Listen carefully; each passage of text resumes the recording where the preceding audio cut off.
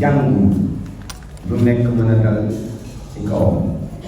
Donc on va d'abord remercier l'IEF ici présent, le secrétaire général l'IA qui est là aussi présent, les inspecteurs d'académie qui sont présents dans la salle, les directeurs d'établissement, les instituteurs, les personnes ressources au niveau des organisations de base de la commune qui ont bien voulu participer à ces journées de formation pour le renforcement et l'amélioration de la capacité de nos enfants au niveau de l'élémentaire en matière de mathématiques.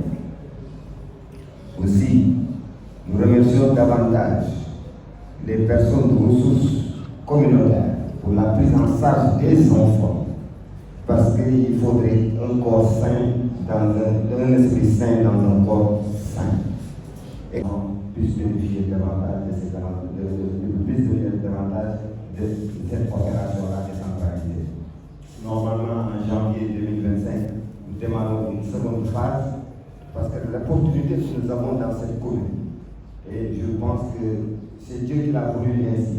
C'est la seule commune du Sénégal où le service national de la statistique est venu ici faire un recensement complet et total de tout ce qui se passe dans cette commune-là. Avec le paradoxe que nous sommes 53 hommes, 47 femmes. C'est ça le paradoxe de cette commune-là. Donc, pour vous dire aussi le taux de scolarisation, si je ne m'abuse pas, je crois qu'à ce moment, il est à presque 95%. Nous avons même organisé avec l'UNICEF, il y a un an, ce qu'on a appelé les classes passerelles, avec l'inspecteur d'académie, en reprenant les enfants qui étaient sortis du système scolaire pour les remettre dans le système scolaire. Et je crois que nous en avons copié 47, parce qu'on avait retrouvé que 47 enfants qui étaient déjà sortis de ce système-là. Et d'autre part aussi, pour les adolescents, nous avons formé, nous avons fait beaucoup d'initiatives dans ce domaine-là, pour reprendre les enfants-là et leur donner un métier au moins.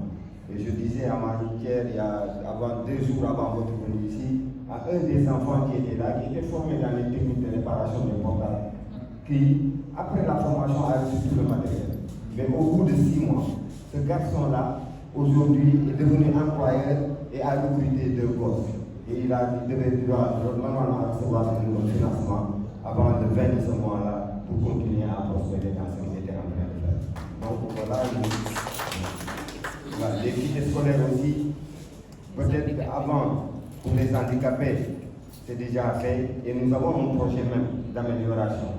Et que je puisse aussi informer l'ensemble de la collectivité qui est là, que c'est la seule commune du Sénégal où il y a un conseil municipal des enfants, avec un maire, avec tout ce qu'il faut. Et nous avons un bureau des adolescents qui se trouve juste ici, à face, où ils mettent la activité et équipée avec toutes les commodités nécessaires par rapport à ça. Donc ça aussi, nous nous battons autant que nous pouvons. Et aussi avec l'UNICEF, comme on l'a dit tout à l'heure, peut-être avant que les enfants ne partent en vacances, il y aura des kits scolaires qui seront distribués dans les établissements élémentaires avec l'accompagnement qu'il faut. Donc je vous remercie encore une fois de plus et nous comptons sur vous encore une fois de plus pour enseigner, former, fonder notre société, fonder nos enfants, leur faire grandir dans l'espérance et dans la vie. Je vous remercie de votre présence. Doyez participer à sa façon pour qu'ensemble nous puissions bâtir une nation solide, unie, prospère, conquérante et philosophique. Donc c'est quelques mots que je voulais placer pour la clôture de ces journées de formation-là et dire au comité de gestion aussi des établissements scolaires que pour ceux qui n'en ont pas encore des arrêtés pour la mise en place de ces comités de gestion qui s'approchent au niveau du secrétariat général de la commune de Gueule-Tapée-Fass-Colobane pour qu'on puisse accéder à cette demande-là. Et ensuite, leur faire comprendre que nous sommes là pour eux, comme eux ils sont là pour nous. Et que tout ce que nous pouvons faire dans ce cadre-là, nous le ferons. Pour rassurer Madame Miel, nous sommes en partenariat avec l'ensemble du système des Nations Unies. J'ai reçu ici 9 ambassadeurs du système des Nations Unies et dans divers domaines, que ce soit dans l'éducation, que ce soit dans la santé, que ce soit dans l'environnement, que ce ça soit dans l'habitat, ils sont tous venus me voir ici. Et d'ailleurs, je suis même allé à Kissimou faire le plaidoyer pour les Nations Unies pour l'Afrique.